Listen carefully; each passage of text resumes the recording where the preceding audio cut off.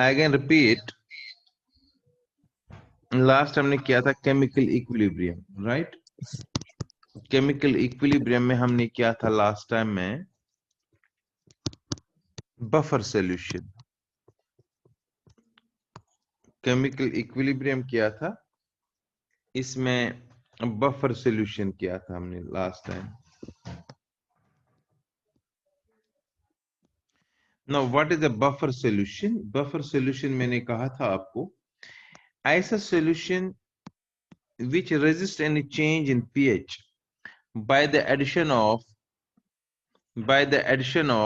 small amount of acid or base, right? जिसमें pH में कोई चेंज नहीं आता है, pH जो है नो चेंज इन pH। अगर सॉल्यूशन है ऐसा सॉल्यूशन जिसका कोई फिक्स्ड pH है, right?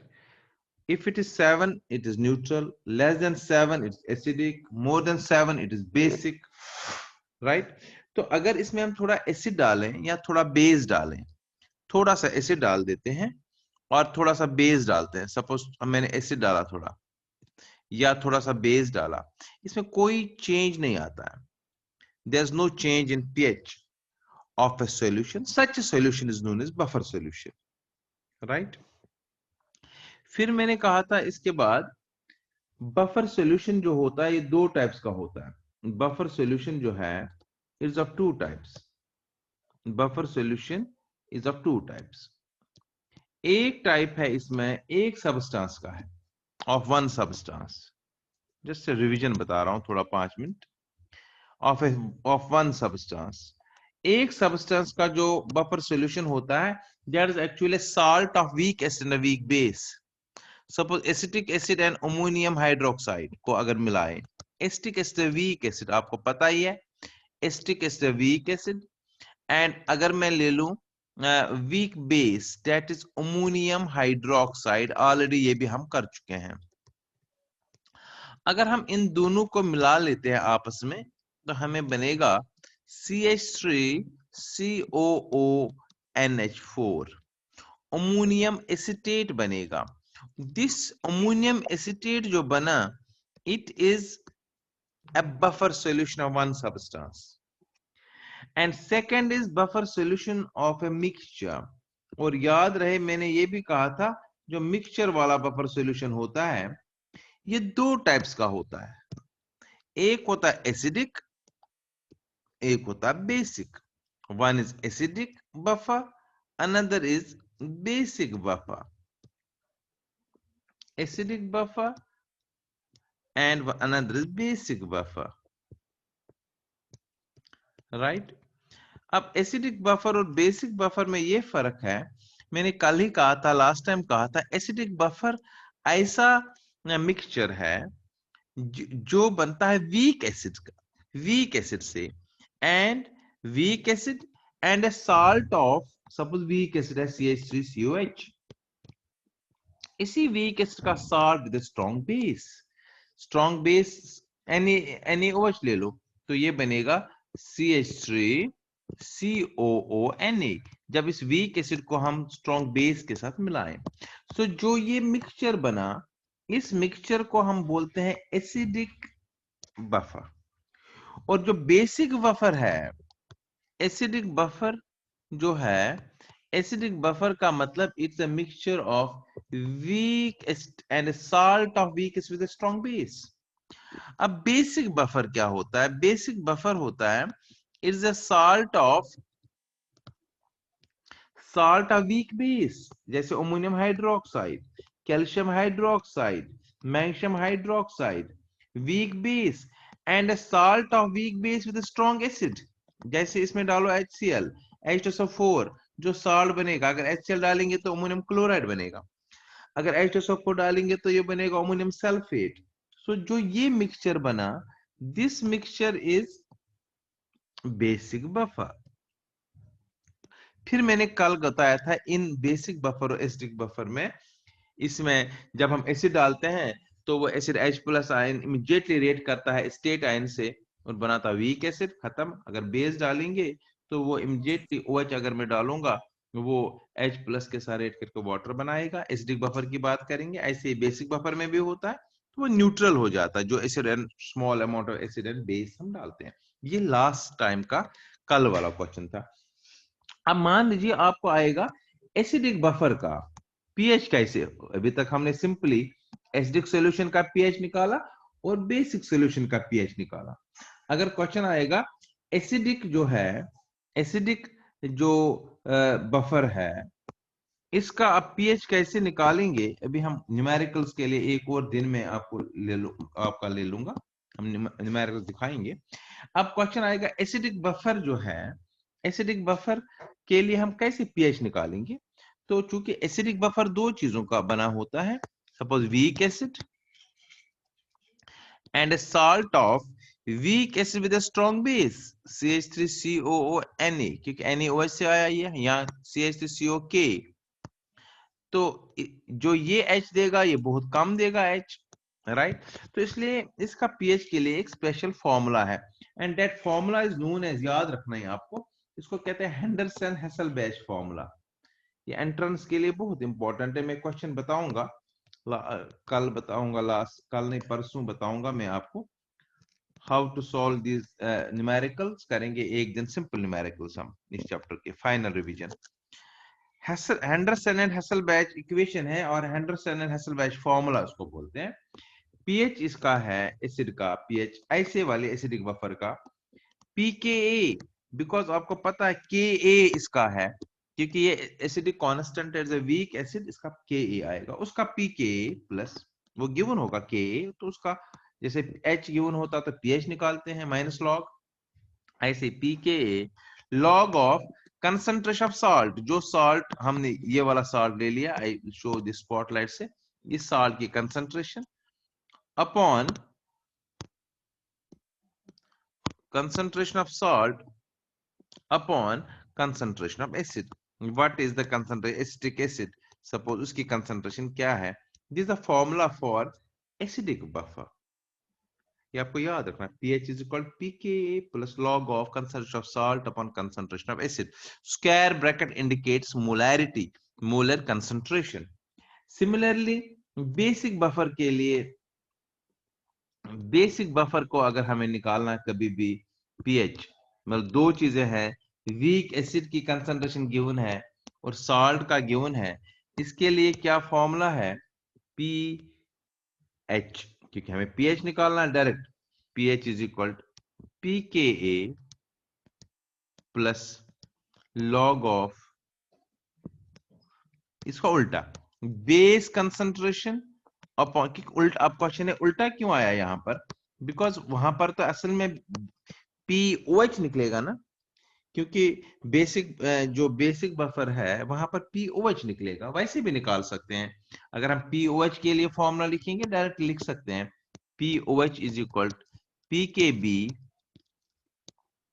प्लस लॉग ऑफ, दोनों फॉर्मूला याद रखने आपको, साल्ट अपॉन, अगर आप निकाल सकते हो पीओएच भी तो फिर आपको पता है पीएच प्लस पीओएच 14 और निकल जाएगा। अगर आपको साल्ट और बेस की कंसंट्रेशन गिवन है और केबी गिवन है, इफ केबी इज गिवन तो use this formula, if K is given then use that formula pH निकालने की, right? It is, these are two very important formulae for calculating pH of acidic buffer and basic buffer, Henderson and Hasselbalch formula, right? Now the next is common ion effect. What is common ion effect? Common ion effect क्या है? What is common ion effect? देखो बेटा, एक weak acid या एक weak base अगर हमारे पास है, in order to make a weak acid more weaker और वीक बेस मोर वीक, मैं आपको पहले ये बताता हूं, समझाता हूं। Suppose CH3COH is a weak acid, right, इसमें किसी को कोई शक नहीं, it's a weak acid, because जब इसको हम डालते हैं एक्वस सॉल्यूशन में तो इसमें क्या बनता है, CH3CO negative, right, plus H plus. अब ध्यान से सुनिए, ये वीक है because very very less amount of H plus ions are formed at equilibrium. बहुत कम H प्लस आयन बनते हैं इसमें। अगर ऐसे वाले मिक्सचर में, ऐसे वाले सॉल्यूशन में मैं let us suppose I am adding sodium acetate CH3COO मैंने डाल दिया, इट्स अ साल्ट, ये साल्ट है। ये तो जब ब्रेक होगा, ये कंप्लीटली ब्रेक होगा तो क्या बनेगा, CH3CO negative plus Na plus. अब ध्यान से सुनिए, अब पहली वाली रिएक्शन को कंसिडर कर लीजिए, दिस रिएक्शन को, इसमें बहुत कम H प्लस आयन बने थे, राइट, क्योंकि वीक एसिड था। अब मैंने इसमें डाला सोडियम एसीटेट, दिस सॉल्ट मैंने डाला, इसने बनाया CH3CO नेगेटिव। अब जरा याद कर लीजिए लीचटलियस प्रिंसिपल, आपने उस टाइम कहा था अगर हम रिएक्टेंट साइड में कंसंट्रेशन बढ़ाएंगे फॉरवर्ड रिएक्शन इज फेवर्ड, अगर प्रोडक्ट्स की कंसंट्रेशन बढ़ेगी बैकवर्ड रिएक्शन इज फेवर्ड, क्योंकि इक्विलिब्रियम कांस्टेंट, तो वो कांस्टेंट रहना चाहिए। अब इस रिएक्शन में आप देखो, प्रोडक्ट साइड को देख लो, मैंने इसमें डाला एसीटेट आयन आया ना इसमें, क्योंकि एसीटेट आयन ऑलरेडी था इसमें, एसीटेट आयन ऑलरेडी है वहां पर, और इसमें और एस्टेट आयंस आ गए, तो एस्टेट आयन की कंसंट्रेशन बढ़ गई। तो के ए को कांस्टेंट रखने के लिए क्या होना चाहिए, रिएक्शन बैकवर्ड होनी चाहिए। तो फॉर बैकवर्ड रिएक्शन थोड़ी सी फास्ट होगी, दिस बैकवर्ड रिएक्शन फास्ट होगी। जब बैकवर्ड रिएक्शन फास्ट होगी तो बैकवर्ड रिएक्शन होने के लिए क्या क्या होगा, जो एसीटेट आयन मैंने डाल दिए उसमें कुछ एसीटेट आयन H प्लस के साथ रेट करके वापस एसिटिक एसिड बनाएंगे, because I have increased molar concentration of acetate ions in order to decrease its molar concentration, because K तो constant रहना चाहिए equilibrium में, बैकवर्ड रिएक्शन होगी, और उस बैकवर्ड रिएक्शन में अब क्या होगा, H प्लस आयन रिएक्ट करेंगे। सपोज पहले 100 H प्लस आयन थे इक्विलिब्रियम में, तो जब मैंने एस्टेट, इसमें सोडियम एस्टेट डाला, साल्ट डाला, एस्टेट आयन ज्यादा हो गए, तो कुछ एस्टेट आयन कुछ H प्लस आयन के साथ रिएक्ट करके, suppose 20 estate ion 20 H plus ion के साथ रिएक्ट करके वापस एसिटिक एसिड बना देंगे। मतलब रिएक्टेंट्स की कंसंट्रेशन बढ़ेगी क्योंकि K को कांस्टेंट रखना है, because we know according to Le Chatelier's principle कि whenever a system in equilibrium is subjected to any change in concentration, temperature, pressure, equilibrium shifts in such a way so as to neutralize, undo the effect of change, right? तो अब मैंने जब state ion डाल दिया इसमें ज्यादा, तो कुछ स्टेट आयन रेट करेंगे H प्लस आयन के साथ और वापस बना देंगे क्या चीज, एसिटिक एसिड। तो H प्लस आयन कम हो गए, पहले 100 थे अब 80 रह गए, सो ये और वीक बन गया एसिड, तो एसिटिक एसिड और वीक बन गया। पहले 100 दिए थे इसने, अब जब इसमें सोडियम एस्टेट मैंने डाला, अब वहां पर 80 ही H प्लस आयन होंगे। Some H plus ions will react with acetate ion, and forward reaction will get faster for some time. When new equilibrium is formed, तो फिर K कांस्टेंट रहेगा, एसिटिक एसिड की कंसंट्रेशन थोड़ी बढ़ेगी। सो हमने एक weak acid को और वीकर बना दिया बाय एडिंग सिमिलर। अगर मैं मान लीजिए एस्टेट की जगह और कोई इसमें डाल देता, सपोज मैं और कोई आयन डाल देता, तो उससे कुछ नहीं होता, कॉमन आयन होना चाहिए, and that is why this effect is known as common ion effect. So what is common ion effect? Decrease in ionization of a weak acid, or we can say weak in a process of making a weak acid more weaker by adding common ion.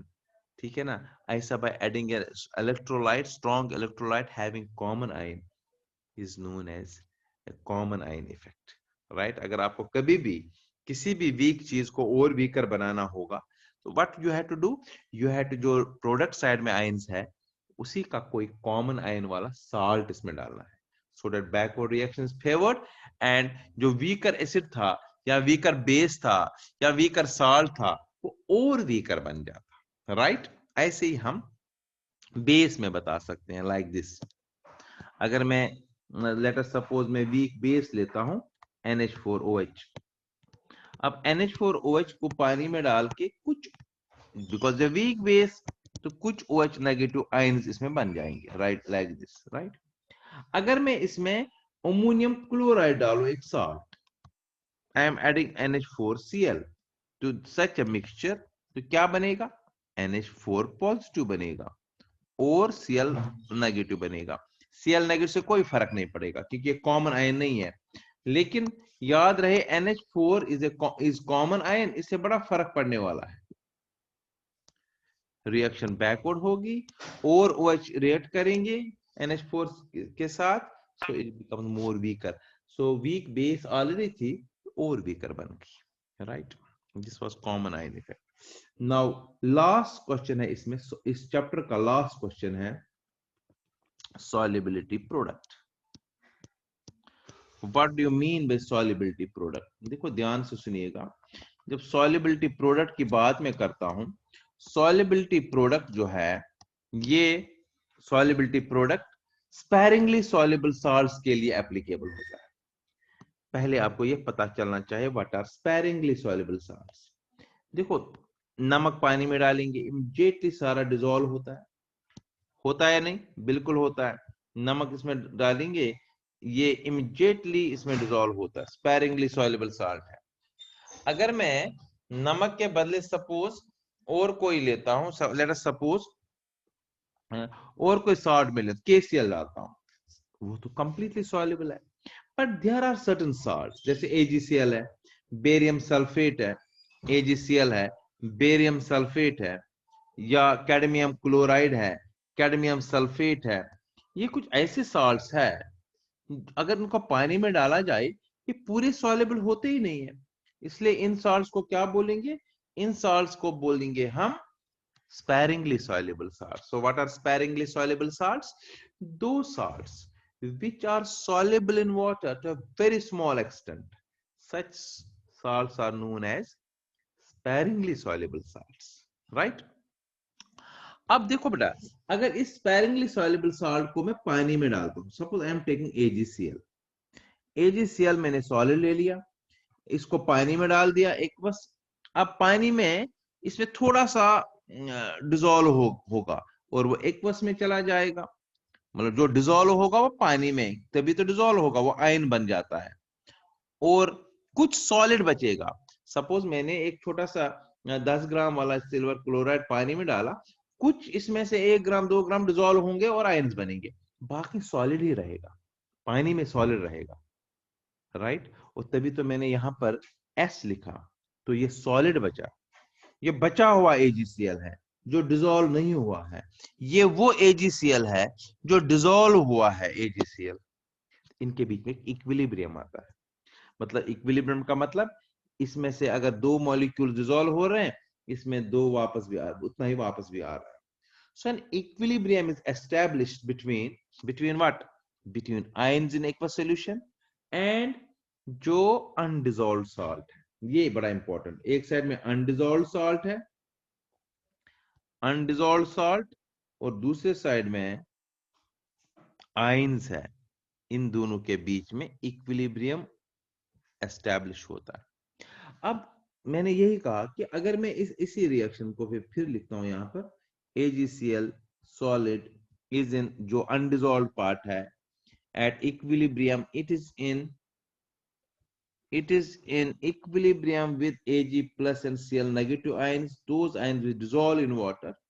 तो अगर मैं इसके K ले लूं, K इसके किसके बराबर है, तो आपको पता है concentration of products upon concentration of reactants, concentration of products upon concentration of reactants, right. अब आपको पता है कि AgCl इज सॉलिड, यहां पर ये पार्ट जो है, this part is a solid part, याद रहे this part is a solid part, this part. Solid की मोलैरिटी कभी चेंज नहीं होती, ये मैंने पहले भी कहा था आपको। मोलैरिटी, मोलर कंसंट्रेशन जो होती है, मोल्स पर लीटर जो होता है, प्योर लिक्विड का कभी चेंज नहीं होता है, सॉलिड का कभी चेंज नहीं होता है। चाहे 1 ग्राम हो 10 ग्राम हो, मोलैरिटी रिमेन सेम। वाटर चाहे 1 ड्रॉप हो, 1 किलो हो, आधा किलो हो, 10 किलो हो, molarity of water remain same 55.5, ये चेंज नहीं होती है। सो AgCl सॉलिड है, सो जो ये वाला पार्ट है इसकी मोलैरिटी जो है, दिस पार्ट, ये वाला पार्ट, ये कांस्टेंट है। सो दो कांस्टेंट चूंकि एक ही इक्वेशन में नहीं आ सकते हैं, तो हम लिख सकते हैं K into constant AgCl, right. K into AgCl किसके बराबर आएगा? ये आएगा Ag positive into Cl negative के बराबर, राइट। और जो ये Kg AgCl पार्ट है, इस पार्ट को दो कांस्टेंट को जब मिला लेते हैं, इसको बोलते हैं KSP, सॉल्युबिलिटी प्रोडक्ट। याद रहे KSP किसके बराबर आया? Ag प्लस आयन कंसंट्रेशन जितना डिसॉल्व हुआ है into Cl negative ion concentration. So किसी भी स्पेरिंगली सॉल्युबल साल्ट का अगर आपको कभी भी सॉल्युबिलिटी प्रोडक्ट निकालना है तो किसके बराबर होगा? इसके आयंस के बराबर। देखो ई, अगर मैं सपोज अब ले लूंगा कोई बेरियम क्लोराइड या लेड क्लोराइड, अब लेड क्लोराइड डाल, it's also sparingly soluble salt, तो इसका क्या आ जाएगा? Pb2 plus plus oh sorry not plus Pb yes Pb plus plus 2 times Cl negative ion, right. ये दोनों एक्वस में होंगे, this and this are in aqueous, ये सॉलिड है बिकॉज ये अनडिसॉल्व्ड पार्ट है, राइट। अब अगर मैं इसका KSP देखूं, अब शॉर्टकट में KSP किसके बराबर होगा? Molar concentration of its ions, lead2 plus power 1 and Cl negative ion power square, क्योंकि ट्वाइस है, यहाँ पर ट्वाइस है तो पावर स्क्वायर आएगा। This is KSP of KSP of PbCl2। अगर मान लीजिए KSP गिवन होगा, सॉल्युबिलिटी निकालनी होती है, सॉल्युबिलिटी को हम S से दिखाते हैं, ठीक है ना। सॉल्युबिलिटी को हम S से दिखाते हैं, हम इजीली S निकाल सकते हैं लाइक दिस। में फॉर्मूला बताता हूं। सपोज AgCl में आपको दिखाना कितनी सॉल्युबिलिटी हुई है, ये एक न्यूमेरिकल क्वेश्चन आएगा, इस पर values will be given there. देखो बेटा Ag aqueous plus Cl negative aqueous, ये मेरे पास पता है रिएक्शन। मान लीजिए S is the solubility of, मतलब 1 S moles of AgCl ionize होके Ag plus and Cl negative बनाते हैं। देखो एक मोल से कितना बनता है? एक Ag प्लस और एक Cl नेगेटिव। S मोल से कितना बनेगा? S ये और ये S, right. If I take S solubility मानूंगा इसमें इतना सॉल्युबल हुआ है, तो ये S बना, ये S बना, तो फिर KSP किसके बराबर आ गया? तो हमें पता है KSP is Ag plus concentration into Cl negative concentration, तो ये किसके बराबर? S इंटू S, तो S स्क्वायर, तो S square is KSP, KSP का वैल्यू गिवन होगा, you have to calculate S, simple, right.